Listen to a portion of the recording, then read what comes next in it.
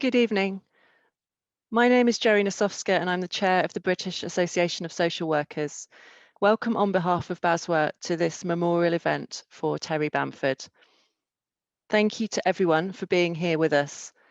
I've had the opportunity to write to former chairs, chief executives and leaders of BASWA to invite them, and I'm grateful that many are here tonight. And in doing so, I've heard joyful and inspiring tributes to Terry.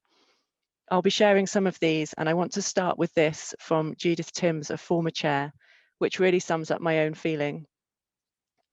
Terry was the gold standard for BASWA chairs. He set the bar high, and all of us who came after him benefited from his steady support and wise counsel.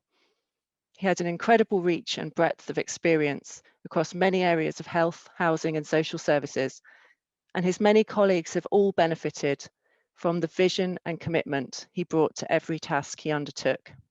Terry was one of the best, and he is sorely missed. Through this evening, we will hear a lot about Terry and what he means to us.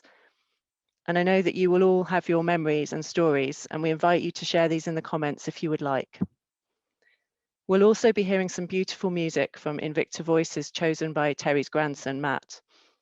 You just heard The Road Home by Stephen Paulus, which tells the story of following that road home, including the comfort of knowing where you're going, even in the darkest of times. This evening, we'll be celebrating Terry's legacy and what he did for us. We're also here together as a family and a community to support one another in friendship. And we're here, I believe, to be inspired by the difference that people of goodwill and good heart, like Terry, can make to our world. We'll start by hearing from Dr. Ruth Allen, who is the Chief Executive of BASWA, about Terry's involvement in BASWA since the 1970s. Ruth is a social worker and former Director of Social Work at South West London and St George's Mental Health NHS Trust, and she's been our Chief Executive since 2016. Ruth.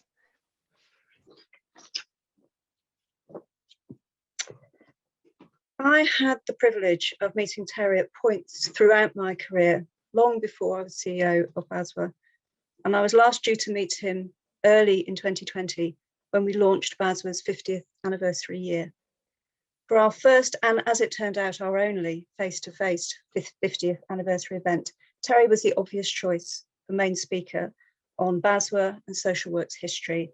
As the chair of the Social Work History Group, a prolific author, the huge knowledge of BASWA from its beginning, we knew he would bring warmth, humour, critique and charm to the proceedings.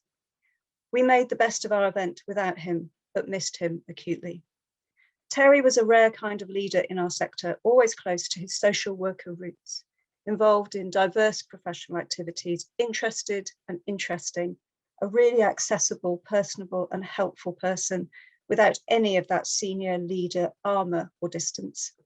He worked tirelessly for social work and its core ethics and its values throughout his career, demonstrating this particularly through championing human rights at home and abroad. Many of you here this evening could tell vivid stories about Terry in BASWA over 5 decades. His long personal and professional friendships and his collegiality over the years were gifts to the association. He always stayed with BASWA, acting together with colleagues to develop the association. He took on responsibilities when the association most needed him, being kind and constructive, and skillfully managing relationships in the association for the greater good. He was a model of inclusive leadership. Terry's involvement in BASWA goes back to its foundation in 1970, when he joined as a probation officer. He became BASWA's full-time Assistant General Secretary in 1973, where, among other responsibilities, he supported the influential Project Group on Poverty and began his lifelong commitment to international social work as the young BASWA took on its role as the UK representative body to the International Federation of Social Workers, IFSW. After being on BASWA staff for 3 years, Terry went on to pursue his highly successful career as a senior leader in social services in London and Northern Ireland, but he never left the association and social workers in practice behind. Between 1981 and 1984, Terry was chair of BASWA and is credited with helping to steer the association through some very challenging times, swinging cuts in funding to social services and a generally hostile political environment at the times for social work and for local government, challenged ambitions for a strong, unified social work body. As David Jones put it in his BASWA obituary for Terry, Terry helped stabilise the ship so the association could build back stronger. In the 90s, Terry continued to support BASWA in a variety of ways. He was on the editorial board of the Practical Social Work book series, and he also took up global roles with IFSW, including being on the executive at a time when BASWA couldn't afford to sponsor him in that work. His commitment to international social work helped build BASWA's strong relationship with IFSW, which we benefit from and continue to build today. After the millennium, Terry was involved in a wide range of vital initiatives in social work, particularly in England, including some tricky negotiations between BASWA and the College of Social Work. And Terry rejoined BASWA Council from 2012 to 2016, and again brought his skills of collective leadership at a key point of transition. With a growing membership, a new trade union arm, and new leadership challenges, he again helped to steer the ship and worked with council colleagues to ensure BASWA was set for its most recent period of development and modernisation in its services, in its influence. Terry's leadership and political skills, sense of humour and good counsel have been appreciated at many points in BASWA's history by members and staff, including many chairs and CEOs. His ability to provide informal, quiet, diplomatic, behind-the-scenes support has been as important as the formal and representative roles he took on. His diplomacy and charm have been as valuable as his incisive analysis, evidenced in his writing, and he's been a guiding light for BASWA. And while we miss him greatly, his legacy of wisdom will live on through his enduring influence on our culture, our good governance, our determination to succeed, inspiring us to live up to our values across the association.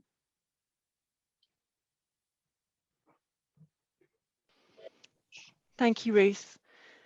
We now turn to Lord Herbert Laming, former Chief Inspector of the Social Services Inspectorate, to hear about the start of Terry's career and to give an overview of his contribution. Terry and Margaret joined Nottinghamshire Probation in 1965, aged 23, where Herbert had also been promoted to Senior Probation Officer. His illustrious career also includes Director of Hertfordshire County Council, chairing 2 child protection inquiries from which many recommendations are still in place, and support for many charitable causes here and abroad, including being a trustee of the Russia European Trust. As a crossbench member of the House of Lords, he is a powerful voice for social work in this country. Herbert.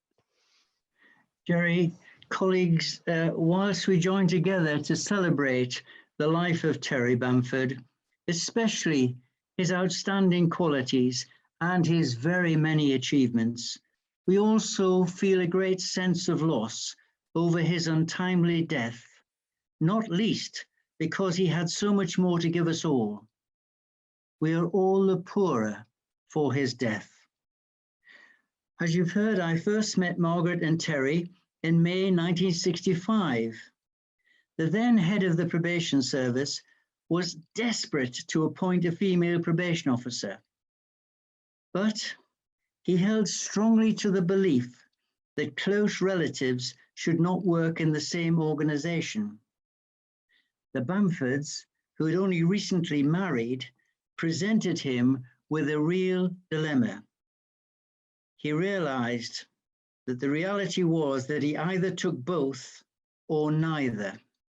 After a great deal of thought, he yielded, but he insisted that they must work in different parts of the county. I have to say, we were all amused when, after a short while of him getting to know them both, he was quick to boast that he had made inspired appointments. And of course, he was right. They were inspired appointments. Terry quickly established himself as quite an outstanding probation officer, and he gained the respect and confidence of magistrates and judges. He was well organised, he was analytical in his approach, he was conscientious and utterly reliable. Not surprising, he was also a splendid colleague in the office, always willing to help others at times of pressure. For good reason, he was granted a Roosevelt Scholarship to study probation work in America. His subsequent report and the many articles that he wrote of his experiences were, I believe, the beginning of his authorship, which endured during the remainder of his life. Terry was soon recognized as someone who could move successfully into management, and he moved first into the West Midlands and then into social services in Harrow. I have to say that some of us felt a little concern for him and his family when he moved to Northern Ireland at the time of the Troubles to be the Director of Social Services in the Southern Board. But we should not have worried. He and Margaret made a huge impact, both personally and professionally, during the years that they spent in the province. Nevertheless, we were pleased when Terry came back to the mainland and was appointed to the new post of Executive Director of Housing and Social Work in Kensington and Chelsea. From that role, Terry played a full part in the work of the Association of Directors of Social Services. I just pick out his dealings with government ministers because they were remarkable in so many ways. Unlike some who came to meet ministers and presented them with a splurge of issues all at the same time, thereby giving the minister the opportunity to dwell on the one or ones that was most convenient to them. Terry's approach stood in marked contrast. At the outset of the meeting, he indicated that he wished to raise several issues, but he wanted to do them one at a time. He was always well prepared and was so well able to sustain a strong focus on each issue. This meant it was not always comfortable for the minister, but his commitment to these issues always shone through. In fact, ministers came to enjoy meetings with him because he was articulate, caring, and had a most pleasing personality, including an engaging sense of humor. He was, in fact, an outstanding advocate for social work, for social workers, and for social work users.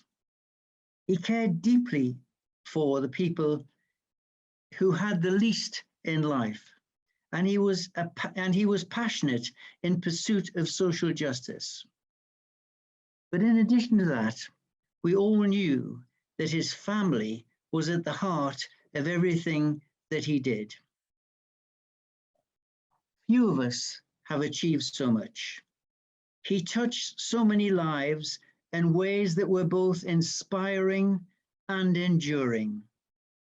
He had a lovely smile, a very warm heart, and a generous spirit. He respected the personal dignity of everyone, and through each contact that each of us had with him, he made each person feel more valued. His life and all he stood for is an enduring example for us all to follow. Thank you, Jerry.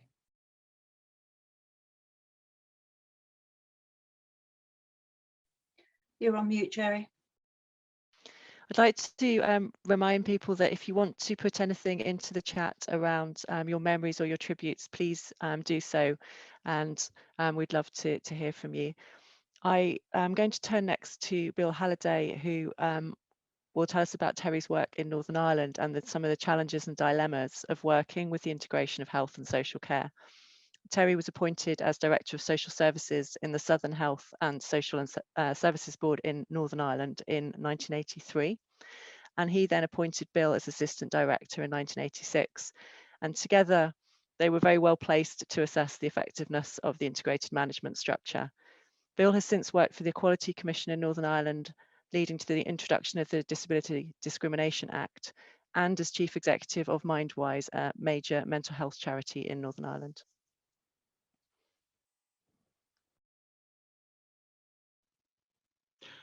When Terry came to Northern Ireland in 1984, as the Director of Social Services in the Southern Board, he was at the height of his career and a huge force in social work, both nationally and internationally. In fact, I think a number of us were surprised and wondered what the attraction was in Northern Ireland. I think the answer lies in the fact that we had the only model of integrated health and social care in the UK. But sadly, in practice, it didn't take Terry long to realise that medical and health urgencies and emergencies always took precedence over social work priorities. At the time, we talked about shroud waving, and at times it was very hard to get money for the development of community care services. Nevertheless, quite undeterred, Terry took forward many of the things he was passionate about. He did develop much community care service in the Southern Board area. He was passionate about service user participation and involvement. And perhaps most significantly, he was a great supporter and advocate of the third sector, to such an extent that many in the third sector still talk about his legacy today, his support, not just in kind, but also by coming out to facilities, new developments in that sector, and giving real, genuine support, which many hadn't experienced before. Terry's wonderful oratory and penmanship ensured that the voice of social work was always to the fore. He supported BASWA locally and social work training and education at the Queen's University of Belfast. However, the introduction of general management and the erosion of social work through yet another restructuring, I think, was a bridge too far. So Terry returned to Great Britain. His legacy here is huge, and he is still remembered fondly after many years. I want to finish by saying that we were privileged to have him, even for a short time, but we were also privileged to have the equally talented Margaret. Northern Ireland was the poorer when they both left.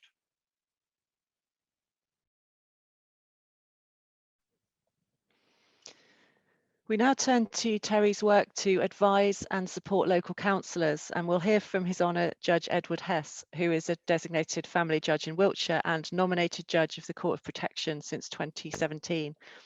In 1990, when Terry was appointed Executive Director of Housing and Social Services, Edward Hess was a Conservative councillor and chair of the Housing and Social Services Committee, and later became mayor. And this authority had significant areas of deprivation and political sensitivities, and Terry relished that environment. When he retired, he was the longest serving London director, and councillors have subsequently sought his views about proposed party social policies. So I turn now to Edward Hess. Thank you, Jerry. As you say, I worked with Terry in the 1990s when he was Executive Director of Housing and Social Services in the Royal Borough of Kensington and Chelsea, and I was chair of that committee. And when we started working together, I remember being acutely conscious of the differences between us. I was barely 30 years of age. I hope I had enthusiasm, but I certainly had little knowledge of social work issues. I was a conservative and aspiring politician and a barrister, and I'd fallen into the role with not much qualification for it.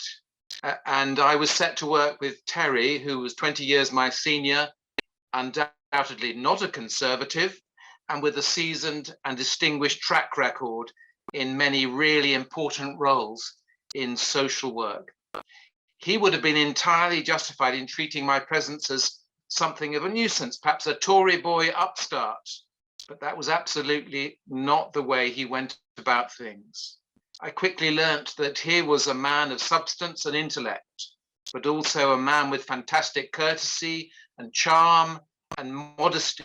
He was a leader, a great leader, but never any bombast, just gentle, intelligent persuasion. And I loved spending time with him, talking about the topical issues of the day, how many hours we spent discussing those issues, often over a good glass of wine, talking sometimes about social services, often sharing our enthusiasm for football.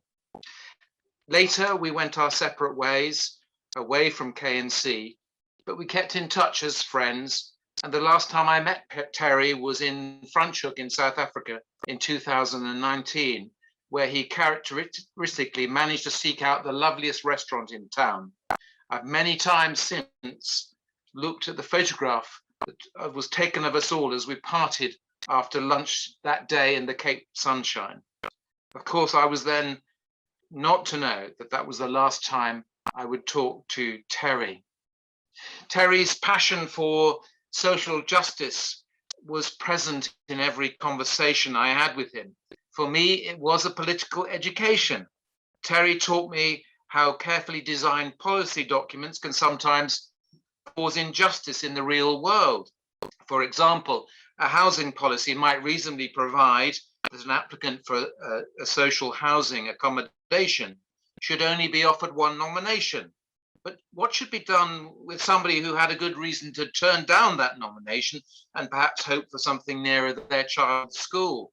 How should a politician react to that challenge? Stick to the policy for clarity's sake, bend the policy for the family, or change the policy to allow a fair approach but risk inconsistency?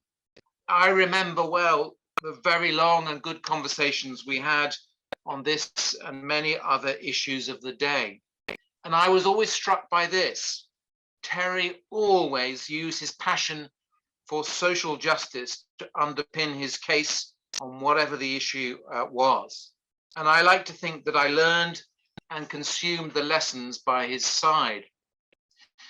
Terry's great passion, of course, was social services. And in the 90s, the big news in social services was the serious arrival of care in the community. The funding worked well for KNC, and some really fantastic developments took place. Some really good voluntary organizations were launched or enhanced or grown. I think of ADKC, Age Concern, the Arimi Center, all really good organizations which Terry espoused.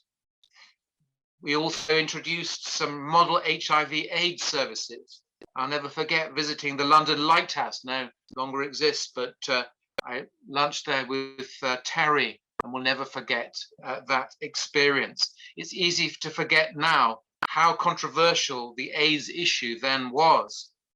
What was done by Terry was brave, and it was groundbreaking, and it was really good. Kensington and Chelsea social services were renowned, I think, around London for being well-resourced, well-organized, and a very happy ship. When I later went on to be a judge in the Central Family Court and dealt with care cases from a whole range of London boroughs, it was really easy to see the differences between them. As judges, it was legend that cases emanating from KNC were always the best prepared, and the childcare services that were on offer were of the very highest quality. At the end of Terry's decade-long stewardship, a joint inspection by the Social Services Inspectorate and the Audit Commission identified the social services work in KNC as amongst the best in the land. And that was, I know, a badge of honor for Terry as he signed off a magnificent contribution to local government. I think now of Terry's beautifully organized mind and his sense of liberal social justice, surely the gold standard for any human being. What a great and good man he was. Thank you. Thank you. And next we will hear some more from John Dixon, a former president of the Association of Directors of Social Services, about Terry's work as a director. After being deputy director in Surrey, John was director in West Sussex, and he was there for 13 years and was president of the Association of Directors of Social Services in 2008. John piloted self-directed support and chaired the charity in control, and after retiring in 2010, he supported Oxfordshire and then Warwickshire councils.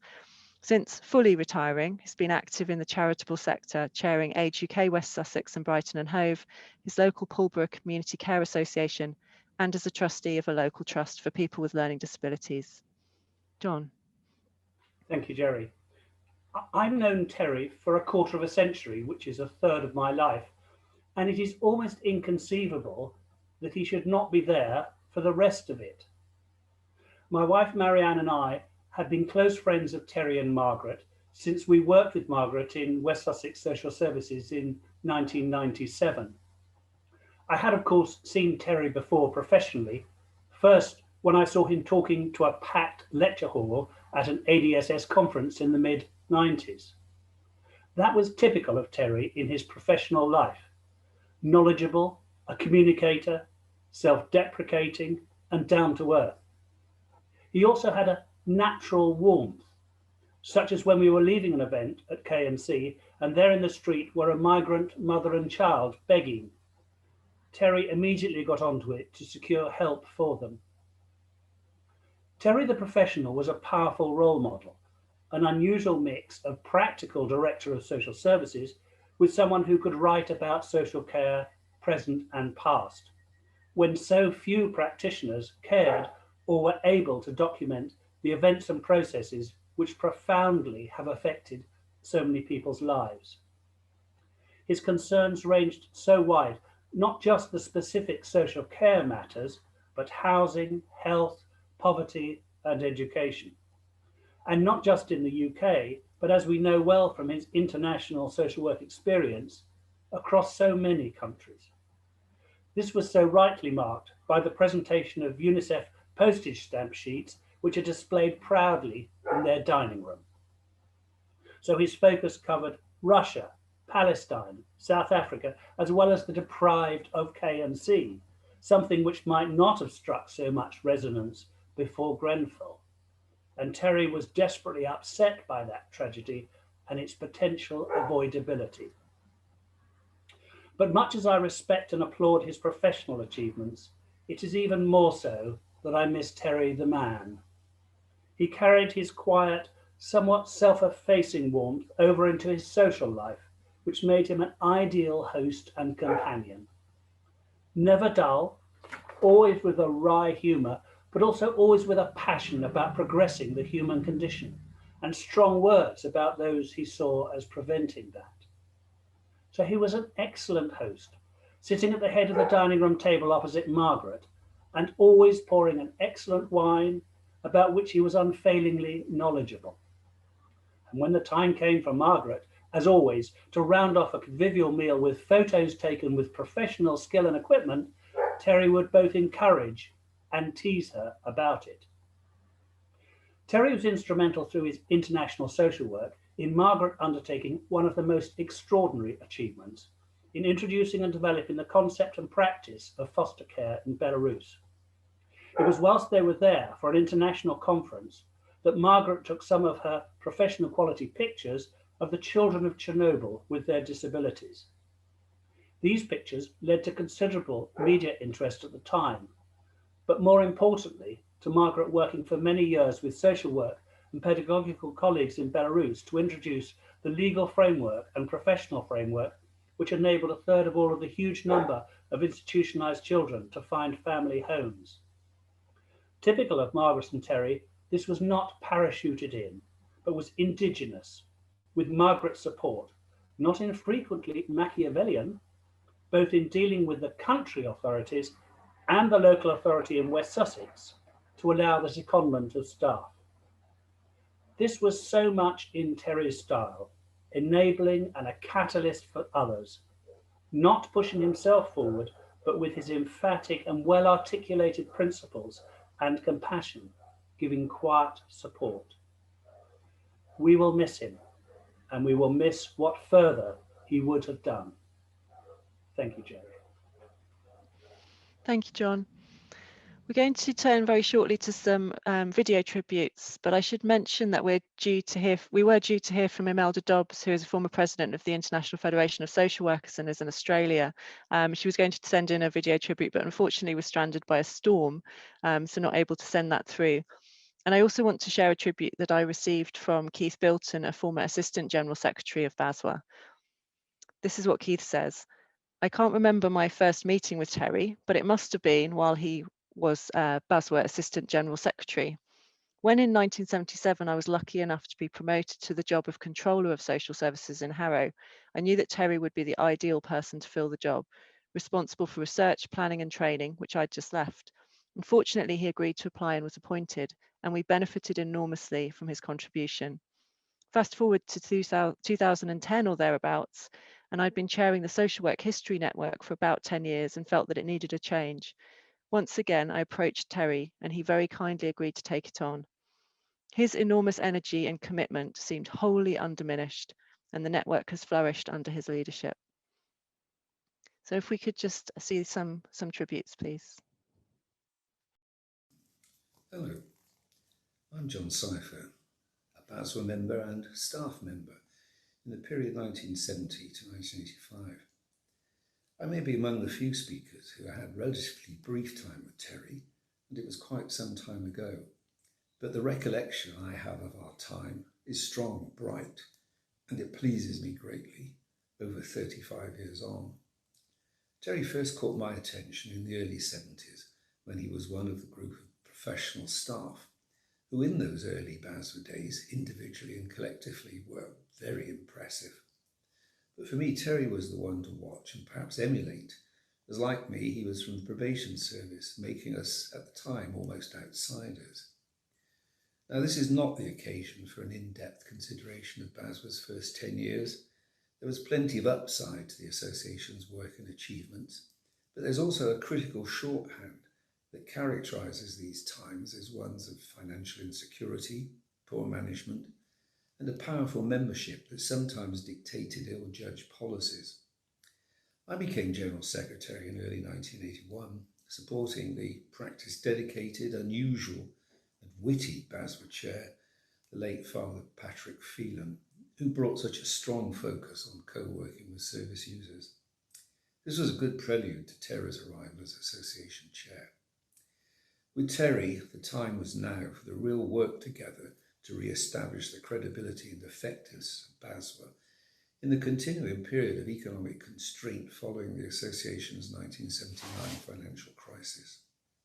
Drawing on a commentary by Professor Andrew Sackville, the time was with a focus on closer financial management, with more realistic agendas where financial and activity plans were clearly set out, priorities identified and pursued, and more attention was given to specific policies of attempting to influence social legislation, providing advice and representation services to members, running short courses and training, and influencing practice by working on codes of good practice for various service user groups and social problems. Terry's vision and influence is everywhere in this approach, aided by his consummate abilities as a leader, communicator, negotiator, coupled with being such a caring and considerate person with great humour. As such, BASWA members and staff really wanted to be with and to work with Terry. In turn, Terry went so far as to say in a published 2008 interview that he regarded his time as BASWA chair, that's 82 to 84, as his proudest achievement. Well, given his many and later successes in local government top management, in promoting international social work, and as a thinker and author on the nature of social work and its delivery, this is a powerful statement by Terry, and so ultimately satisfying for those like me who were working closely with him at that time when he was chair. After Terry completed his term, and in the following year, I left BASWA for the newly formed Department of Health Social Services Inspectorate. Our paths did not cross professionally. I had no SSI role in relation to London government, and sadly lost contact. Truly my loss, and one I'd hoped to make good last year on joining the David Jones-led group working on BASWA's first 50 years professional memoir. It was so sad for so many that Terry never got to join that group. However, we can and do celebrate Terry's outstanding 50-year plus contribution to social work and associated public service. both in the UK and internationally. Thank you, Terry, for great service. Terry will forever personify the very best of Basworth, with his instinctive sense of the social work journey, its values and contribution to our society, and personal portrayal of its efficacy. Terry was the consummate professional ambassador. Margaret, my thoughts are with you and your family, together with my heartfelt thanks for so generously sharing Terry's precious time with us all. Graham Thompson, Basworth Chair, 1993-94. Hi, Margaret and everyone. It's Serge Paul. So many memories of Terry, so many wonderful moments. But one of my possibly funny favourite was, but also a brilliant time, was in the mid-70s, probably around 1976. My local authority, Sandwell, planning some cuts, and Basworth had started a very good campaign called Welfare Cuts Can Kill, worth reviving, when we and our colleagues in Nalga, that's the Basworth Black Country branch in Sandwell, decided jointly to march against the cuts on a Saturday. And Terry, who I'd seen before, when he was running the training unit for probation in West Bromwich, but got to meet at Basworth, and I got involved in Basworth, agreed to lead the march on behalf of the association. So we congregated at a place called Carter's Green at the Cock Tower, and of course we inevitably gazed at a very famous pub, a Holden's pub called the Wheat Chief. Terry liked the Wheat Chief, I think. And anyway, the march was organised. We had our placards. There were hundreds of us. It was amazing. And we marched on the town hall at West Bromwich. The chair of social services, the late Fred Smith, accepted some kind of petition, and the rest of it, there were little speeches. And we marched on to the shopping centre at West Bromwich, where we rallied, and fantastic, police escort and all that sort of stuff. The place was absolutely full. We had to put Terry on top of a raised flower bed on the brick wall, because otherwise nobody had seen him. And he started a speech, and various people, started approaching, and there was a huge crowd, and people shouting out, that sort of Peter Sellers thing about what about the workers, all that kind of stuff. And Terry was in great banter. And then we all marched back, and Terry right-wheeled into the Wheat Chief. Brilliant little move. I miss him so much. We all do. He was, perhaps, the greatest, the noblest, and the most worldwide, the most influential member ever in all the years of our association. He's with us forever.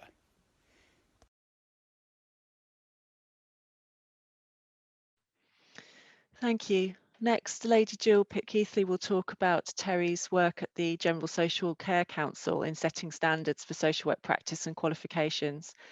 Lady Pitt-Keithley is Deputy Speaker of the House of Lords and a Labour peer. She was the first chair of the General Social Services Council following a career in social services, including Chief Executive of the Carers National Association. Terry was appointed to the inaugural General Social Care Council board, and they worked together to set up and establish the council. Jill. Thank you very much. It's a great pleasure to be here. Of course, I knew Terry by sight and reputation from the first point at which I got involved with the carers movement, to which he was always very sympathetic. In fact, he was about the first director of social services really to take on the carers issue. In fact, I think he was instrumental in getting me and what's now Carers UK, our first fringe meeting at an ADSS conference. And remember, this was in the far off days when the word carer was hardly used and often misspelt as career. I know that seems difficult to remember now, but that's how it was. I didn't have the pleasure of actually working with Terry, until he joined the advisory group I chaired in 1998, whose remit was to look at the possibility of setting up a general social work council. The members of the group were hugely prestigious, very opinionated, very powerful.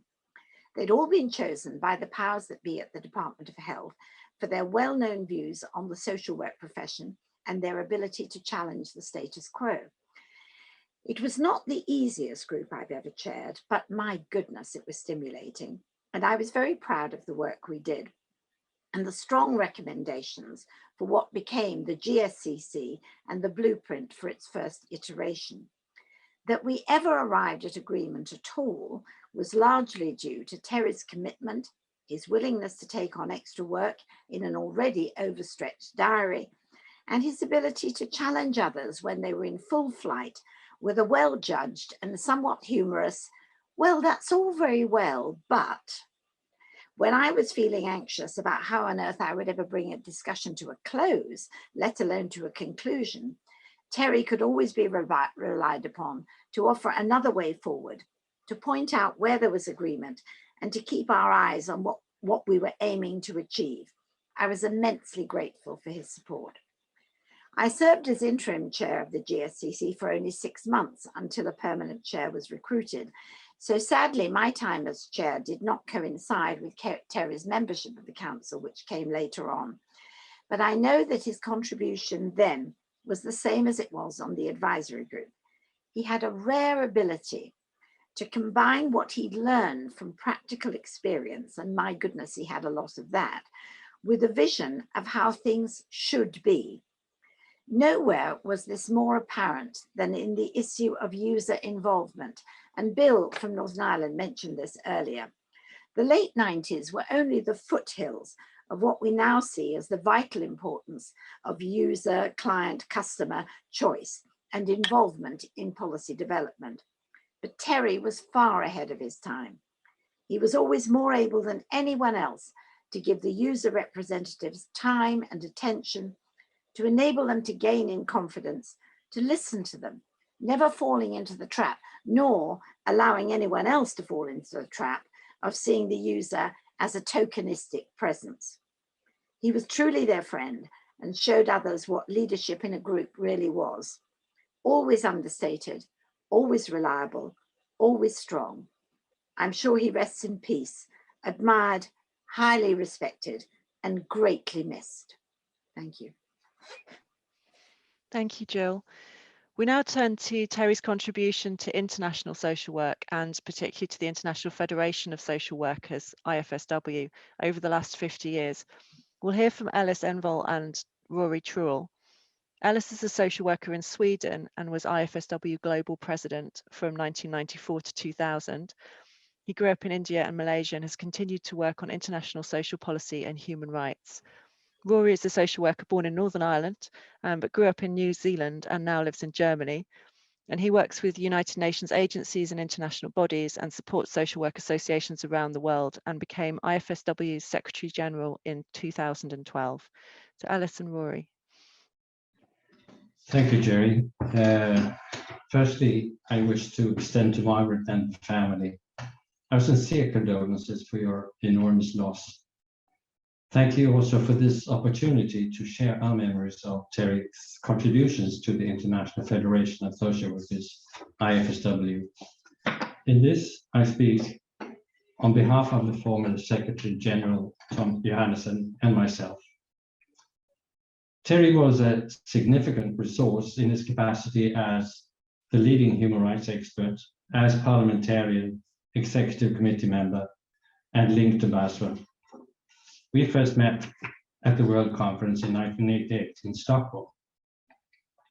At the general meeting, Terry argued the need for a focus on human rights through the establishment of the IFSW Human Rights Commission and to take action for incarcerated colleagues in the world. In 1990, the United Nations Center for Human Rights, together with IFSW, developed and published the manual Human Rights and Social Work. I was fortunate to join Terry and others in this task One part of this manual stands out. I quote, "Human rights are inseparable from social work theory, values, practice, and action. Rights corresponding to human needs embody the justification and motivation for social work action. This principle and conviction later was made the starting point and core element of the development of the global definition of social work. Terry was thus crucial to the development of the profession globally and to the recognition that real social work is human rights. Meeting, working with, and learning from Terry enlightened me and led to my subsequent commitment to human rights. In an organization such as IFSW, with very disparate organizational cultures, the role of a good parliamentarian is crucial for successful meetings. For us, Tom and me, with the established popular movement tradition of the Nordic countries, the British organizational traditions were strange and sometimes incomprehensible. With Terry's invaluable advice, we became more secure in our leadership of the meetings. Terry was genuine, cultivated, and dedicated. He was always to be trusted. Without Terry's involvement, support, and hard work, IFSW would not be the same. For me, for us, he was a great support and a profound inspiration and a very good friend. Terry made a fundamental difference. Among the thousands of social workers we met in our time internationally, Terry stood out as a pillar among colleagues. Social workers around the world share that feeling. We will miss him sorely, but his legacy will live on if we all continue his good work to reach the goal of social justice and respect for human rights. Thank you, and I give the word to Rory. Thank you. Good evening, everybody.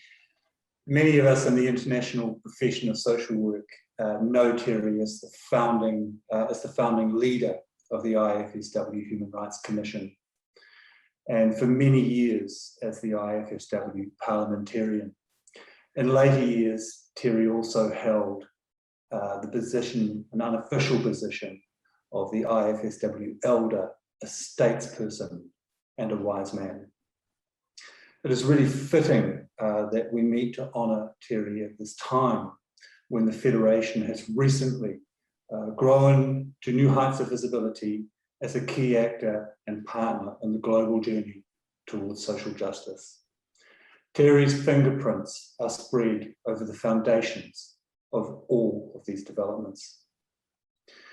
His work as the first IFSW Human Rights Commissioner revived a direction and energy in international social work. It extended our organizational culture, reclaiming the outward-looking vision our forebears set to act to change the world. In this task, he devoted himself to the very, very end. Terry's name is remembered in Latin America for his tireless work in advocating for imprisoned social workers during the time of the dictatorships. He is remembered in South Africa as a facilitator that drew together the Black, white, and coloured social work associations into a united whole.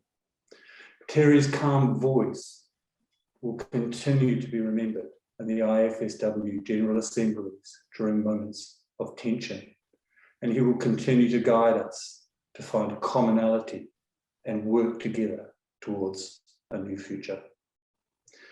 Within these short moments that I'm permitted, I want to say on behalf of the 5 million social workers that IFSW represents, we express our deepest gratitude to Terry, Margaret, and the family. He has guided us directly and indirectly. He has made consequential contributions to social justice and the impact of social work. He has created a vision and a legacy, which is now at the heart of our future path. Thank you so much, Terry. Thank you, Terry's family. Thank you, Rory and Alice. Charles Mbuga will now say more about Terry's contribution to international social work and his role in creating the Commonwealth Organisation for Social Work. Charles is a former president of the Commonwealth Organisation for Social Work and is IFSW president for Africa and IFSW representative to the United Nations Habitat in Nairobi. Charles also attended the International Federation of Social Workers Conference in Brighton in 1982, when Terry proposed the motion for the expulsion of South Africa because of apartheid. So turn now to Charles.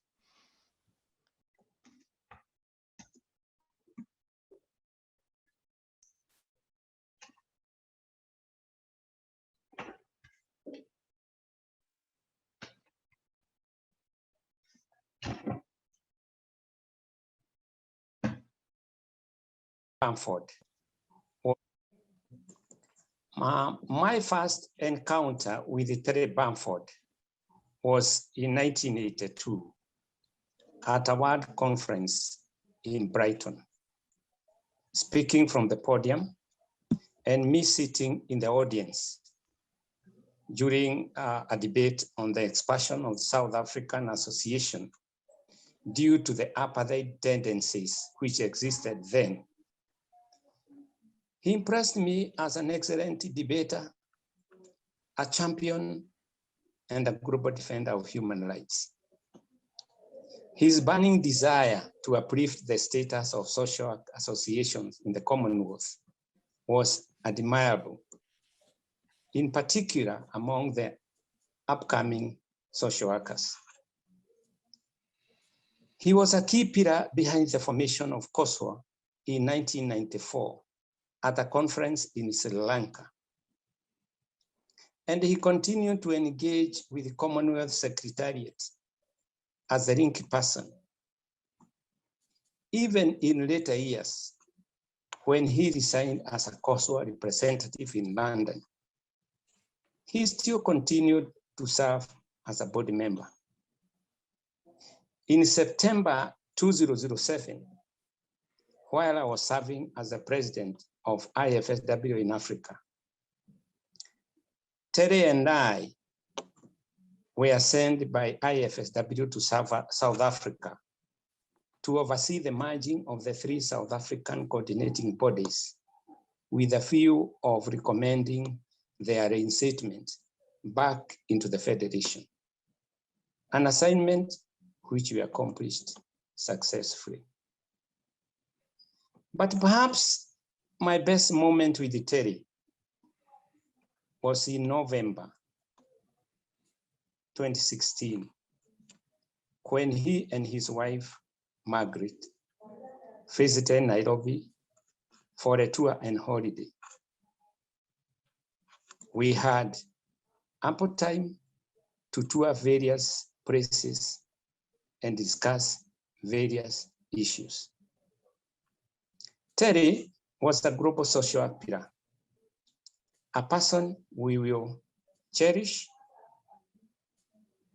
and will remain for many years in our hearts.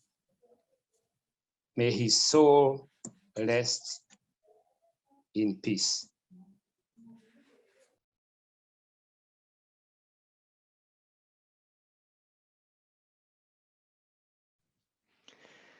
I want to share a tribute now from Ray Jones, another former chair of BASWA. This is what Ray writes. I am so privileged to have spent time with Terry as a fellow social services director within BASWA in Russia and through the Social Work History Network. He was inspirational, so much integrity, so much wisdom, so much humor, so much warmth and kindness, so much presence and charisma, and what a marvelous partnership with Margaret, through which they have contributed so much to social work, admired and missed. Thank you, Terry. We'll now have a short break to enable you to move around if you'd like to, and also to give us the opportunity to share some photographs of Terry. The photographs will be accompanied by Dawn by Eric Barnum, and Matt said that he chose this because it's a reflective piece of music, but with a constant sentiment of hope and positivity, and because the poetry is emotive and yet understated. And he added that Terry was always subtle in an incredibly effective way. This is also an opportunity, if you're so inclined, to raise a glass to Terry. We'll see you in 5 minutes.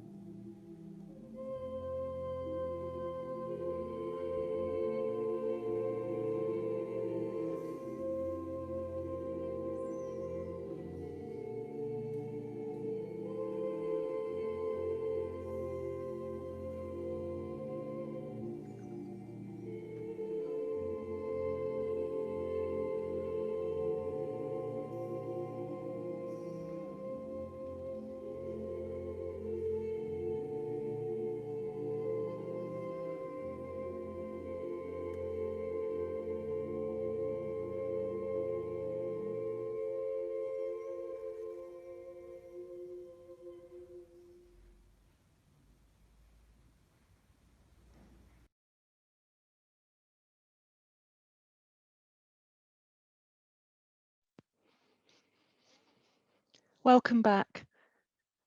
Dr. Philip Reid will now talk about Terry's contribution as a trustee of Whiteham Hall and his involvement in housing policy. Whiteham Hall was set up to provide emergency housing and medical care for homeless people in 1984, and since then it has evolved into providing supported housing, particularly for those with mental and physical health problems. Philip qualified as a GP and worked with Dr. David El-Kabir, who started up the Great Chapel Street Medical Centre for homeless people and Whiteham Hall. He's still a full-time GP in Notting Hill and remains involved with the hall. Philip. Whiteham Hall is a charity founded in 1984 to provide care, housing and support to homeless people. The driving force behind it was Dr. David El-Kabir, who ran the Great Chapel Street Medical Centre for homeless people in Soho. He saw there was a need for a place where street homeless people could be admitted urgently at times of illness for treatment and recuperation. The alternatives of treating people whilst homeless or admitting them to hospital had proved inadequate. Along with other doctors and medical students, the service was set up and over the years expanded with the purchase of further properties to offer medium to long-term housing as well. These days we have 25 beds across 4 properties in Maida Vale and offer housing and medium-term support to homeless people. Many of our residents have a background of addictions or mental health problems. Education and research are also part of the project, and we have a staff of 4 providing the support to residents as well as administration. Terry was a trustee and variously chair of the executive committee and vice chair of the board for 22 years, from 1990 to 2012. This period was one of growth and maturation for the organisation. In that time, we fundraised, bought and refurbished 3 properties, ran pilot projects, changed our registration status, had changes of staffing, provided education and experience to students, and kept the service going from day to day. Terry's knowledge of housing and social services was enormously valuable to us, but perhaps more so was his personal touch. Serious, but light, and often with a twinkle in his eye. He could distill a seemingly complex issue into a simple choice and help us to make good decisions. He was also one of our most reliable trustees, rarely missing a meeting. He made a point of getting to know the staff. I think Whiteham Hall must have appealed to Terry because of its blend of care in the community, housing and education, about all of which he was passionate. We are enormously grateful that he felt able to give us so much help over such a long time. I would also like to thank Margaret for giving me this opportunity to recognise all that Terry did for us. I thought I would end with a quotation from Robert Frost's poem, Death of a Hired Hand, that I came across when looking back through our annual reports. It was read at our 25th celebration event. Home is the place where, when you have to go there, they have to take you in. I should have called it something you somehow haven't to deserve. Thank you.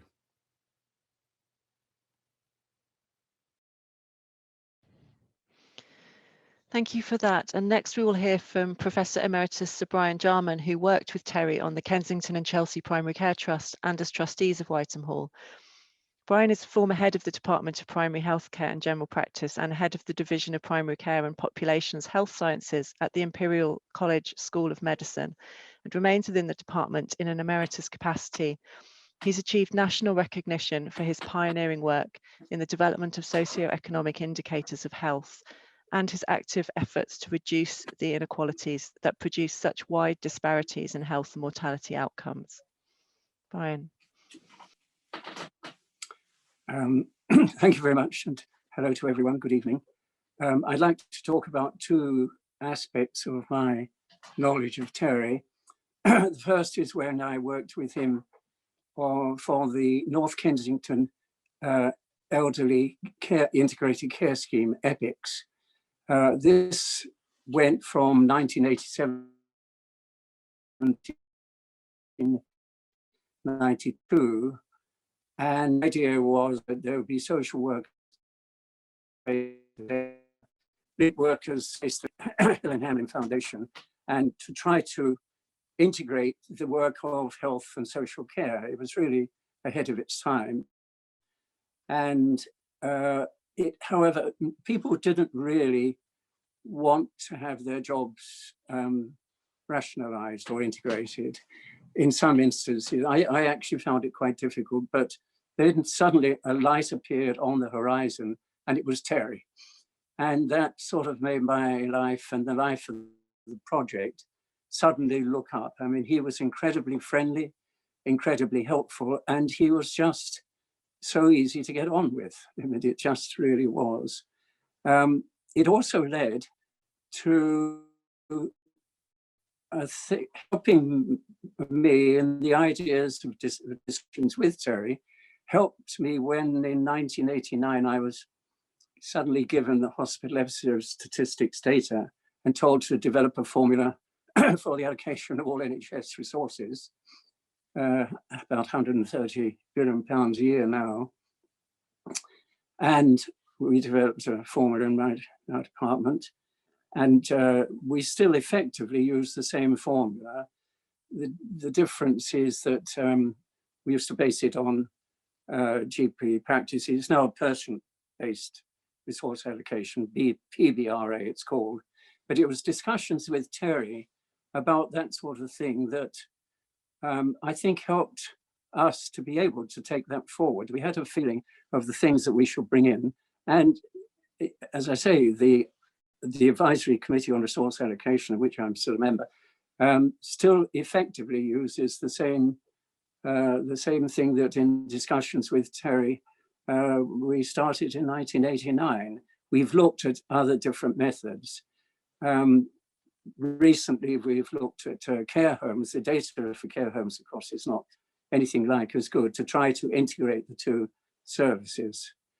I'm conscious of my time. With regard to Whiteham Hall, I was asked by Margaret if I would say something a bit about the early stages which led to David El Kabir, who was my trainee at the time, starting up and working in the this Social Health Centre and the Great Chapel Teresa Health Centre and Medical Centre. There was a big, probably the biggest reorganisation of the NHS in 1974. I'm old enough to remember it. And it started community health councils. And also, community health councils. And that, I think, was a great introduction for the NHS, really close to ground. We had our own premises. We were next to the John Snow pub in Broadwick Street, which was Broad Street at the time, the foundation of epidemiology in the world. And we did some surveys and we realized that we had two main problems. We're based in Soho, and they were primary care and homeless. We had masses of hospital care around us, as you can imagine, in Soho, but the primary care, so our aims were, number one, to get a Soho Health Centre, and number two, to get a centre for the homeless. And we managed to get the funding for that. I joined the district management team, so if you can't beat them, join them, and managed to sort of push a bit. And we managed to be allocated the funding for that and took it forward. And Philip has discussed with you what happened. We did have earlier days. We went through various iterations of it, trying to work almost as a ward, a medical ward. And in the very early days, we had students from Oxford and Cambridge and also from UCH and St Mary's who came to help. And it all worked together, and it has continued.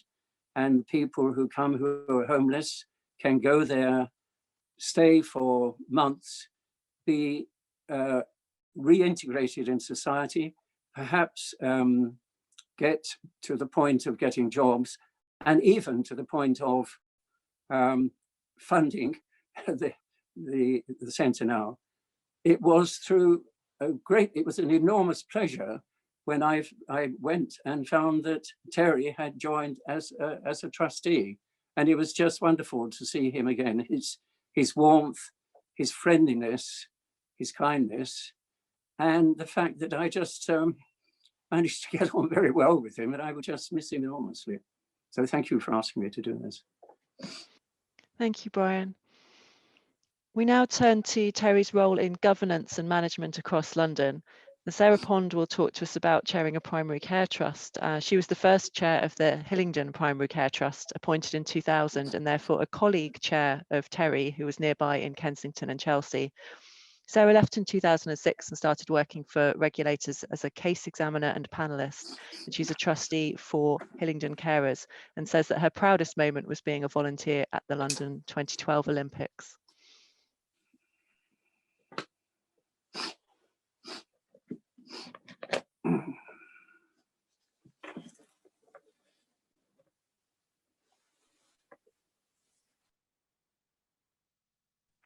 So if we could turn to Sarah, please. I'm really sorry. I've obviously made a mistake because I'm not prepared to play the video. That is no trouble at all. Should we come back to you in a little bit, or should we just not worry about it? I'm turning now to Lotta Hackett's words around a perspective from Healthwatch. Lotta is the former chief executive of Healthwatch Bexley and is currently head of engagement at NHS South East London Clinical Commissioning Group. She joined Healthwatch fresh out of university after caring for her young children, and her earlier career was in telecoms in Stockholm, London and Frankfurt. Lotta later completed a master's degree in public health at King's College and is now also a part-time lecturer in public and global health at the University of Greenwich. So if we could hear from Lotta first, and then we will play the pre-record from Sarah. Thank you.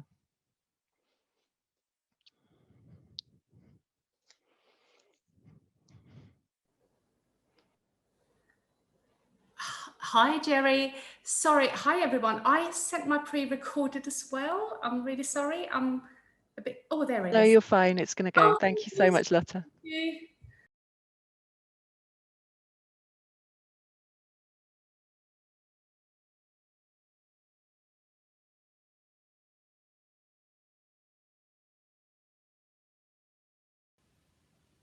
Dear Margaret, family, friends and colleagues of Terry. I came to know Terry towards the end of his working life when I joined Healthwatch Bexley in 2014. Terry was the chairman and I was the newly appointed engagement officer, fresh out of university. I recall meeting Terry for the first time at one of our board meetings, and I knew from colleagues that I was about to meet someone quite special, someone outstanding and very well respected within the health and social care field. I was nervous presenting my project findings to Terry and the board, but I did not need to be, because Terry's warm and welcoming manners and his appreciation of my work made me feel that I was in the right place and ready to embark on a career in health and social care. I think one of the things that connected Terry and I was my approach to the job at Healthwatch, which essentially was to evidence-base people's experiences of health and social care throughout the application of research. With Terry's guidance, I was able to undertake engagement projects which were underpinned by research methodologies. Terry's role as chair was to represent local voices at health and wellbeing boards in Bexley and other strategic meetings. Armed with evidence-based data made it increasingly difficult for system leaders not to take note. It is fair to say that without Terry's backing and support, I would never have had the courage to write and present some of the findings from our research to system leaders in Bexley. It was Terry's wealth of knowledge and his passion for improving the experiences of health and social care for the individual that contributed to real changes in Bexley. I knew Terry had plans to retire as chair when I joined the team. He did, however, extend his commitment for 1 year after I was offered the manager's post, and for this I will always be grateful. The void Terry left when he retired from Healthwatch was profound, However, Terry and I kept in touch and we met once or twice in London for lunch every year. I knew how proud Terry was that Healthwatch had become one of the go-to organisations for commission work by the local authority and the CCG, and we were seen as the experts in our field.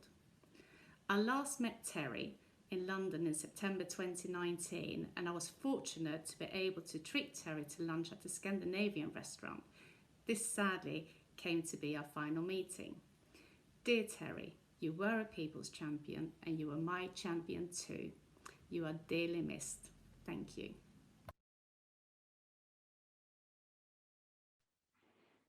Thank you, Lotta. And now we'll hear from Sarah on the video. Thank you.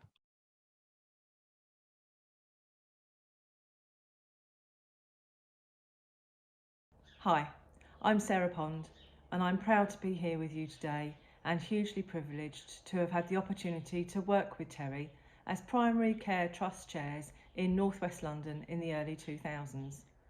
I also had the privilege of working with Terry's incredible wife Margaret and got to know them as a couple and as friends. I feel very lucky to have had these opportunities, and I'm touched to be asked to contribute a little of my memories and recollections of working with Terry to this event. I have drawn support for this from colleague North West London PCT chairs that Terry and I worked with: Jean Gaffin, Christine Hay, Jo Hegarty and Marion Saunders. Unfortunately, we'd already lost Adrian Norwich and Jeff Rose had passed away last year. In usual times, when we can, we meet as a group twice a year, and we will truly miss Terry's big smile, fun stories and continued friendship when we next have that opportunity. Time in Terry's company was always enjoyable, was always fun. When I was thinking about what to say today, I reflected on our common motivation when we started in our roles. We were all committed to leading organisations that would deliver more care closer to people's homes and help remove the barriers within and between health and social care. Our aspirations were high. We held strong the belief that better, locally sensitive services would improve health and well-being in our local communities and have an impact on health inequalities. I think it's fair to say that achieving our aspirations was a lot more difficult than we had hoped. We found challenges with where the money and often the influence sat. In order to invest in primary and community services, we had to find ways to release money. That largely presented the challenge of trying to move it away from acute care. That in itself made collaboration and innovation more difficult as we set out on our journey together. I found an article Terry wrote in 2008 reflecting on his experiences, and I felt that captured a little of how Terry viewed these challenges. In that article, Terry described Lord Darcy's vision. He said that primary care is more than health care, and Terry described that as being music to his ears. Terry also talks about the mistaken thinking that changes to organisational structures was the answer. He makes the key point that it is people who make structures work, not the other way round. And I think that point continues. When I asked our former colleagues about their recollections of working with Terry, they used the following words. He had integrity, he was principled, he was wise, he had sound judgment, and he was always a supportive advisor. These are strong and admirable values that Terry demonstrated to us, and we will remember him for. An example of when Terry lived those values was when financial difficulties were uncovered in Kensington and Chelsea. Terry's response was that those at the top should take responsibility when things go disastrously wrong. He lived his values when communicating his resignation at that time.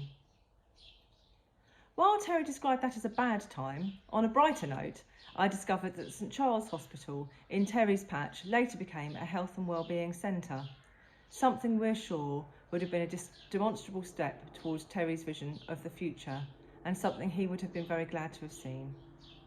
So while some of the time we worked together as colleagues was really tough, it didn't diminish the things that we still try to achieve.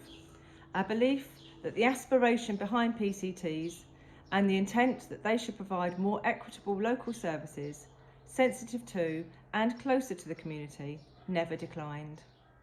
And through that time, we set foundations for friendships that continue to this day. For me, Terry was a supportive peer, but more than that, he became a treasured friend. He is sadly missed and fondly remembered. And my thoughts and condolences and best wishes continue to go to Margaret and her family and all who knew and worked with Terry. The world is a lesser place without him, and we fondly remember him. Thank you very much.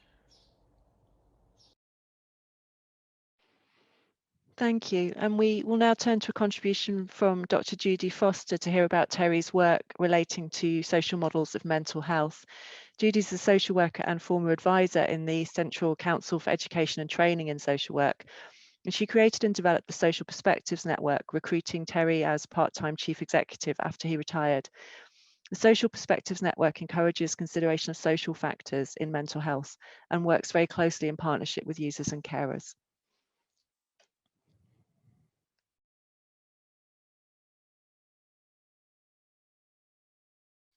20 years ago, half a dozen of us, social work trainers, academics, service users, and a psychiatrist, set up a small national group called the Social Perspectives Network, SPN for short.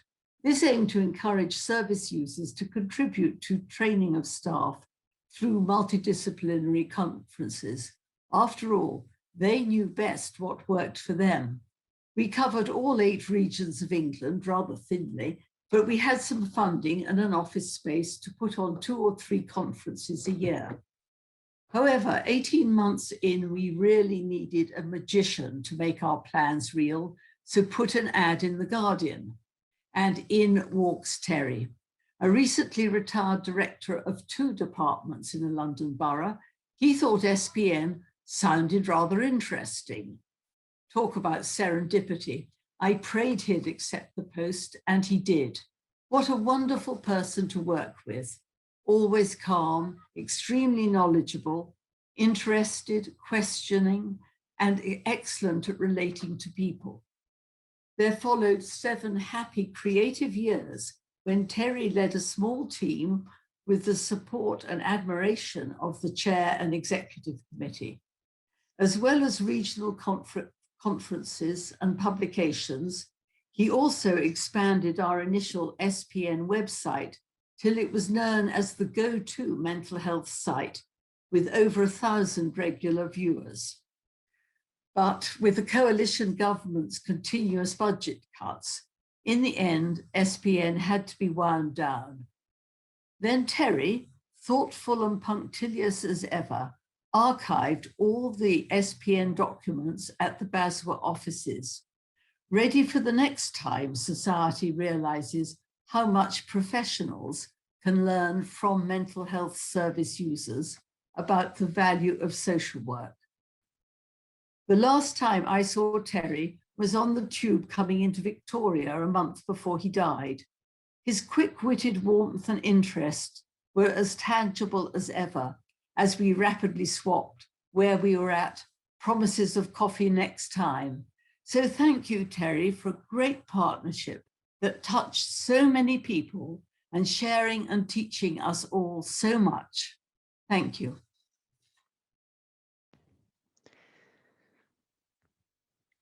To say more about Terry's involvement in London safeguarding networks, we have a contribution from Sally Trench, a former child protection advisor and editorial consultant for Terry, now a safeguarding consultant. Sally's had a long career in local authority social care, in adult mental health and children and families teams. She was the lead child protection and quality assurance officer for the City of Westminster when Terry chaired the Safeguarding Children Board, and she chaired the London-wide group of officers in that role. For the last decade, Sally has worked largely on children's serious case reviews and on an audit of the safeguarding arrangements within the Church of England. It's a great treat and honor to have this chance to talk about Terry. Terry was appointed to be the independent chair of City of Westminster's ACPC, Area Child Protection Committee, around 2000. Certainly, he was in that role when I became the safeguarding lead for Westminster in 2001 and began working with him. Around 2005, when ACPCs were preparing to become local safeguarding children's boards, Terry was again asked to assume the role of chair for Westminster, and he tackled the challenge of creating a new partnership and new safeguarding priorities with strategic deftness and skill. This included finding a way to get money out of badly stretched partners. During the same period, in the early 2000s, Terry was working in a related arena for COPCA, the Catholic Office for the Protection of Children and Adults. I knew few details of this work, but Margaret has sent me the following account. Following a torrid decade of child sexual abuse scandals, as a non-Catholic, Terry was invited to lead on the committee established to implement the Nolan recommendations. He became deputy to Cardinal Archbishop Vincent Nichols, then Archbishop of Birmingham, who chaired COPCA. He did this for 5 years, advising and supporting the Archbishop through some of the worst and most shameful of exposures of historical abuse, and in the setting up of the current Safeguarding Advisory Service and local boards. He never quite forgave me, i.e. Margaret, for getting him involved. In Westminster, Terry continued to steer our new LSCB through a turbulent and high-profile decade for child protection and safeguarding, bookended as it was by the tragic murders of Victoria Climbié and baby Peter Donnelly. In the middle of that decade, Westminster had its own tragedy of a small child returned home from care, who was then severely injured by her parents.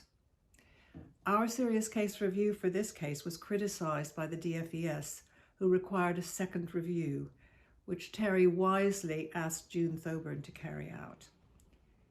Terry followed up what had been a traumatic time for the authority and partners by arranging high-level meetings to embed lessons from this case.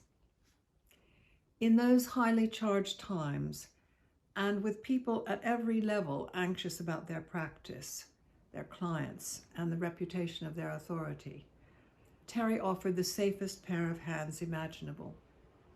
He was supportive to officers at all levels, sensitive to interagency stresses, diplomatic and effective in public-facing situations, and completely committed to the principle to learn rather than blame from case reviews and audits. Terry was not a child protection professional himself, coming as he did from a probation background, but as a good manager or chair should, he was able to identify and then rely upon those who did have such expertise and experience to provide knowledge and advice to him and the board. And what were the skills that Terry brought to these daunting tasks? He was fortunate to have both an extraordinary grasp of issues and great memory for facts and information. In other words, what a brain. And temperament-wise, he seemed always utterly calm, diplomatically and tactically sure on his feet, persuasive and efficient. He was not an effusive speaker, but was clear as a bell and made every word count in speaking and writing. I retired from my job in Westminster in 2007, and at my last LSCB meeting, Terry surprised me by arranging a champagne send-off, a typically kind and generous gesture. After my retirement, I got really lucky because Terry and I became good friends. And I also got to know and become friends as well with the remarkable Margaret. Two more vital, interesting, and interested and hospitable people could not be found. I send a clink of a glass to Terry's memory and the hope of doing that in person with Margaret before long.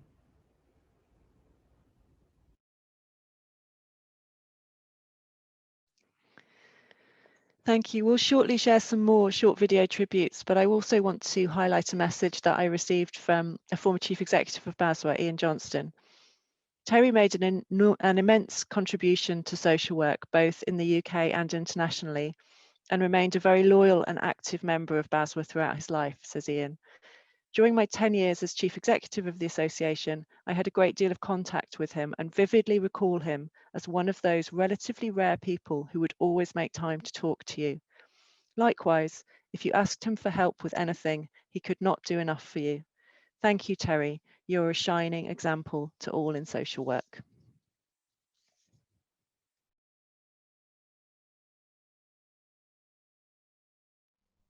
Terry recruited me into BASWA in 1975 when I was a student in Birmingham.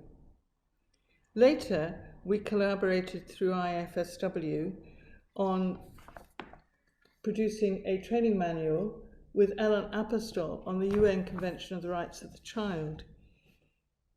It was translated into at least 27 different languages and became quite important in terms of helping social workers understand the importance of human rights and social justice. And it is for this that I will remember Terry. His commitment, whether it was to South Africa during apartheid, whether it was Palestine and Israel, his counsel and his understanding of the situations to those of us who were entrusted with global positions within IFSW was enormous. I was Human Rights Commissioner from 2008 and President from 2014, and I always welcomed his counsel and mentoring during some of the most difficult dilemmas I've ever had to face in professional life. But I will also miss his laughter, his stories, the glasses of wine, the glasses of Guinness, and the glasses of whiskey. And I miss him. And he has contributed so much to the development of the profession. Thank you, Terry. As we remember Terry today, my thoughts are with you, Margaret, and the rest of your family. Terry was a faithful, brilliant parliamentarian upon whom I and every other president of IFSW in modern times came to rely. His wonderful wisdom, his great dry sense of humour, and simply great company are things that we will treasure long into the future. Terry Bamford was a leader in BASWA and IFSW and so many other organizations. He was a social worker of the world and a social worker's social worker and a compassionate and wise friend who we often turn to for guidance, counsel, and balance in times of crisis. Thank you, Terry. You will always be an important part of BASWA and IFSW and each and every one of us. Hello, I'm David Jones, and I gave one of the tributes to Terry at his funeral a year ago, so my comments now are really very brief, and that is to say that wherever Terry was involved, whether it was in the International Federation, the Commonwealth Organisation, the British Association, the many other organisations in which he was involved, he was always that quiet and self-effacing rock of sound advice and counsel. He has helped shape our profession. We need his views on human rights, which are so under attack now, but we're grateful that Terry was around to help shape our profession. Terry, thank you.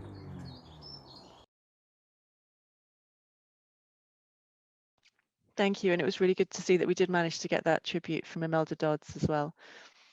We'll now hear from Antonina Deshkina some more about Terry's international work with relation to the Russian-European Trust. Antonina was instrumental in setting up the trust following the collapse of the Soviet Union, involving Terry from the outset, and he later took over as chair. She first came to the UK to attend the 1991 International Federation of Social Workers Europe conference in Edinburgh, where she met Terry and also her husband, Tony Widmer, who was co-founder of the trust. Antonina. Oh, hello.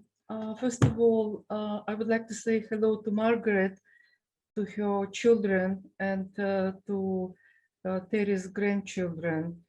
And thank you very much for inviting us from the Russian European Trust to talk about Terry and I promise I had a written message to do, but I just want to say it from the bottom of my heart, because today I rang to many regions of Russia to tell about this event organized by BASBA, and everybody asked me to send best wishes to British Association of Social Workers and to family of Terry Bamford. Our organization, Russian European Trust, was doing quite a lot to share experience between Russia and Great Britain. And I just want to give a very small example when Terry was absolutely instrumental. It's when in Beslan, 186 children were killed. And when social workers went through the most horrendous situation, Tony Widmer and the Trust organized visit of social workers to UK, and who was helping us to have a program explaining what happened with the London bombing. It was Terry.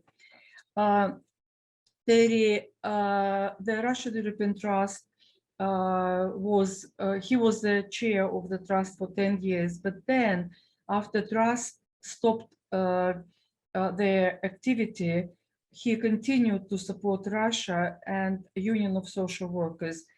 Terry visited Russia many times. He has been there as a chair, as a member of the board, and as a friend of Union of Social Workers and Social Pedagogues. What I learned from Terry that how to build up a professional association. He was explaining how BASBA is set up. He helped the programs to look at the structures and activities.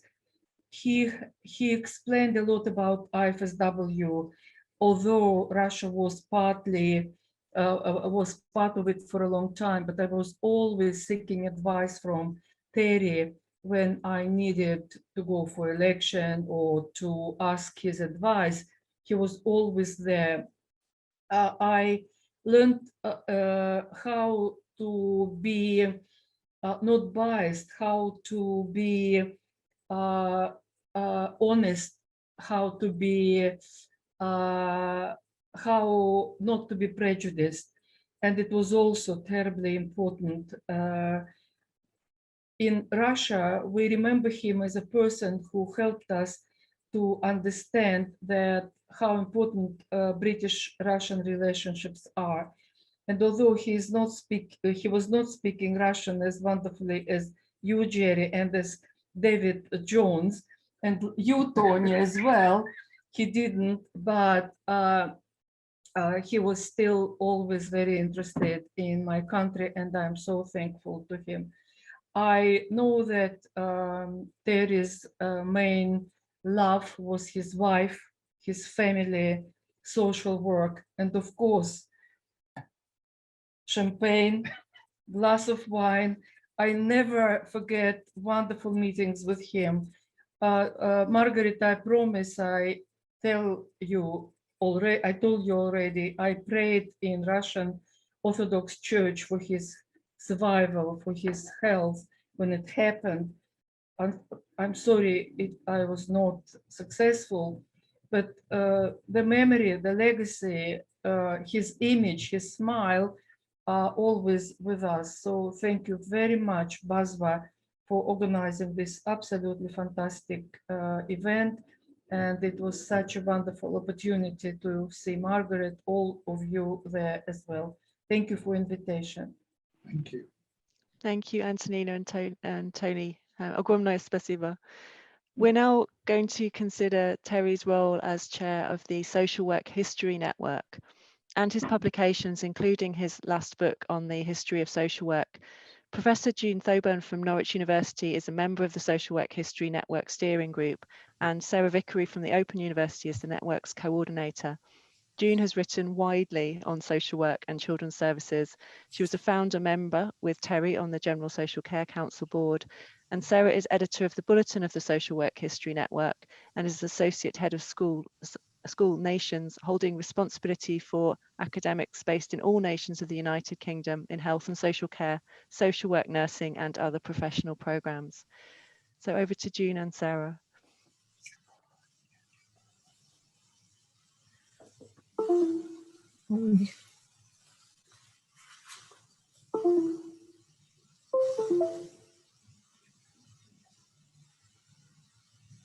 Not sure. You can be heard, June. Just go. Just go. I can be heard, can I? Okay. That's perfect. Thank you. Yeah. Okay. I've been privileged to get to know Terry in various roles over the years, know his warmth and kindness, enjoy his company and humour, admire his political nous, and respect his many talents. But this evening, I pay tribute to Terry Bamford, the writer. Terry was and remains one of the still small number of social worker managers who has written about social services management in a way that makes sense to social work practitioners. As a beginning lecturer, I grasped with alacrity at his 1983 Managing Social Work. What a clever title for my social policy options. He rescued me from feeling I had to go on struggling with the then trendy management speak that bore little relationship to the social work as I knew it. I was going to say that retirement freed him to delve even more deeply into the archives and to tap the memories and experiences of those on his extensive contacts list. Except I don't think he ever retired, as we are learning today. He's continued to make a major contribution to the knowledge and critique of the twists and turns of social work and social services in England and internationally. Terry never chose to join the university academic world, but wrote more scholarly, single-authored books than many professors of social work. You've seen pictorially the evidence of his prolific writing over the decades. Terry, we miss you, but your wise and incisive words remain to guide new generations of social work educators, students, and practitioners. So thank you for all you've done and all you've written, and it remains with us and will do for a long time. Thanks very much, June. I first came into contact with Terry when he became chair of the Social Work History Network. This is an informal national network of social workers, historians, archivists, researchers, educators, students, and social work policy managers. Founded in 2000 by John Barraclough, Keith Bilton, and David Jones, the network exists to explore the nature and growth of social work in order to inform contemporary policy and practice. I've really enjoyed reviewing our activities in preparation for this evening, which I'm sure you will agree underpin Terry's wide-ranging and extensive contacts. And that's allowed us to grow as a network and become as well recognised as we are today. So these are just a few examples as I went through. Research influences on policy and practice, the history and development of anti-racist practice, privatisation in whose best interest, researching the history of social work research, reflections on the journey to relationship-based practice, adoption, looking backwards, looking forwards, the history of service user involvement, social work education and regulation, a history of regulating social work and social work education, the history of probation, and the Children Act 1989. Those are just a few. If please do take a look at the website, which not only provides more detail of, as I say, those wide-ranging events that took place under his chairmanship, but also it houses our annual bulletin, on which Terry too had a major influence. All highlight the passion Terry brought to the network and to the history of social work. And I can only commend and very kind of honoured and privileged to have been able to have this opportunity this evening. Thank you both for that tribute. And continuing the writing theme, I'm going to now turn to David Brindle to give a journalist's view of Terry's journalism and his impact on the national scene. David was the highly regarded social affairs correspondent of The Guardian from 1998 to 2020 and its public services editor between 2004 and 2020. He has retired as a full-time journalist and he currently chairs Ambient Support, which provides care and support services for older people, people with a mental health need and people with a learning disability, and has extensive experience on several charitable boards. David. Thanks, Jerry. This has been a tremendous event and I've drawn the short straw of being very nearly the last speaker after so many eloquent, insightful and touching tributes to Terry. But I'd like to add just a brief reflection from the perspective of, should we say, a critical friend of social work and the wider care and health landscape. Until very recently, as Jerry said, I was a social affairs reporter and commentator for The Guardian. My job was social services correspondent when I started, which gives you an idea of how long ago that was. I knew next to nothing about social work, social care, housing, or indeed the health service when I landed the job. I'd been a Labour correspondent covering industrial disputes and pay negotiations. Some would contend that I still don't know very much. And if I may say so in such company, these sectors are not always the best at setting out their case and describing what they do in terms that a layperson can relate to. Terry was the exception to this, and I came to rely on him as someone who could translate the issues, the processes, the jargon, in language that I could understand. He also had a great well of patience and charm on which to draw in leading me through the mysteries and yes, marking my card on some of the personalities. It was a rare talent that showed also in the numerous articles he wrote for me and for colleagues at The Guardian and elsewhere. Here's something from a piece he did for the late lamented Society Guardian section in 2015, discussing integration of care and health and calling on his experience in Northern Ireland that Bill Halliday earlier described so well. Why had integration not worked there, he asked. First, it's difficult to get resources out of acute care short of closing down buildings. Second, IT systems between the community and hospitals are often incompatible. Third, healthcare is free at the point of access. In social care, charges are levied for services. Crystal clear, accessible, pithy, an editor's dream. And here's something from an article he wrote in 2016 as what became the Children and Social Work Act was on its way through Parliament. The view of just about all those who've examined the draft legislation, he said, echoes the football chant at referees. You don't know what you're doing. A common touch. Terry probably could have written Daily Mirror leaders standing on his head, but he could also do culture. Governments are fond of Henry VIII clauses, which leave them free to fill in the gaps. Later on, he concluded the same piece. This is more of a King Lear bill.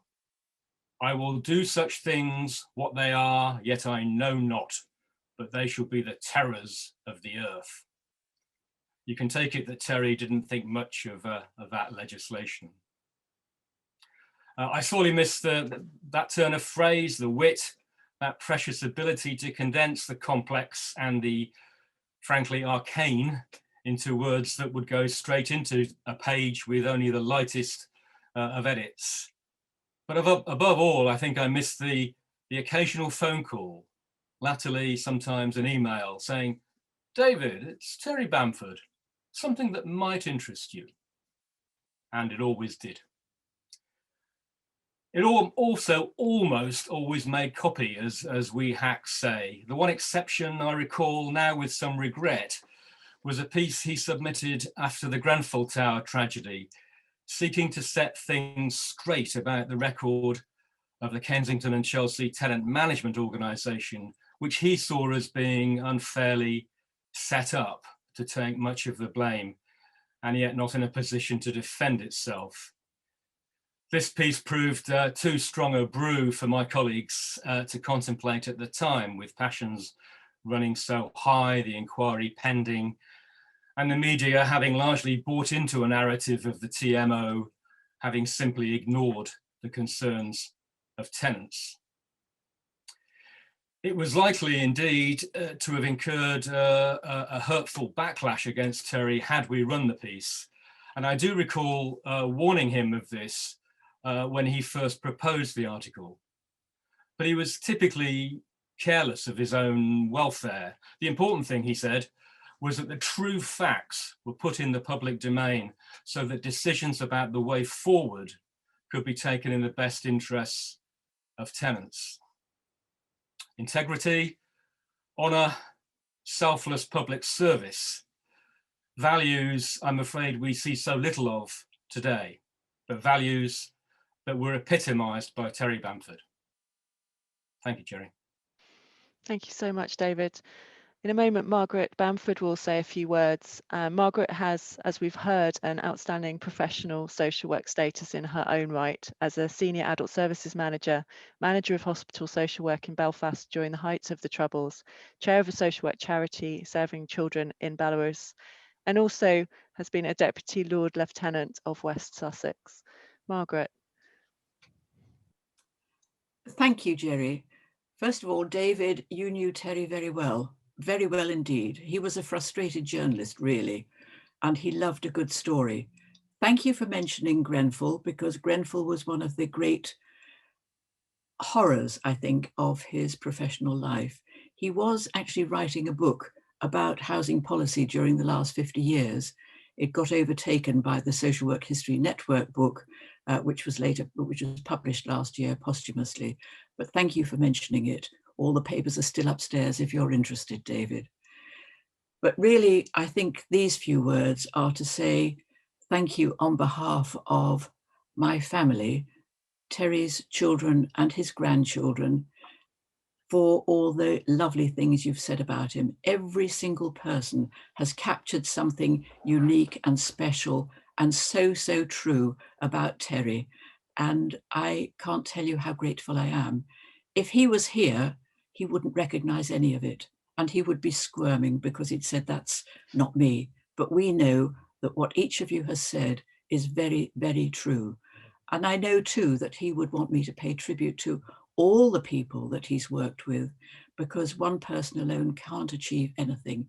It was only because people were receptive and listened and wanted to hear what he said, that what he said was effective. And I can well remember sitting here agonizing over sensitive emails that I wanted to send. And I'd say, darling, will you just test this, please, for content and sensitivity? Content, he would say, less is more, Margie, just cut it down. Sensitivity, wouldn't use that word, I'd use this word. I so miss that and so often think while I'm sitting here typing that there he is looking over my shoulder. But obviously his influence, his history, his legacy lives on. And I can't thank all of you who have contributed, and particularly to Baswa and to David and to Jerry and to Ruth and to the techie staff at Baswa for putting on this memorial conference. It has been painful, undoubtedly painful, but absolutely wonderful. And I do thank you all very, very, very much. And I hope that I do meet up with all of you individually in the future. Thank you so much. Thank you, Jerry. Thank you, Margaret. It remains for me to thank Margaret and to add my own thanks to her for you all for attending and to all the support for the people who have spoken today. It's a final tribute that I want to share from Chris Andrews, a former General Secretary of BASWA. Terry was professionally incredibly competent, says Chris, with a real gift for public relations and a rare ability to tease out new approaches and assess new ideas.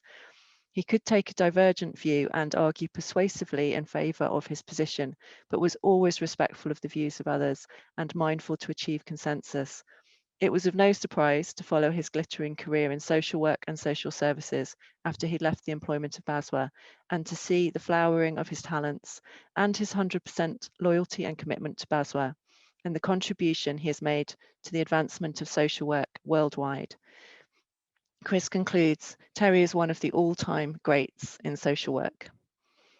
It's been really good, I think, to be here together to recognise and celebrate Terry's contribution and legacy.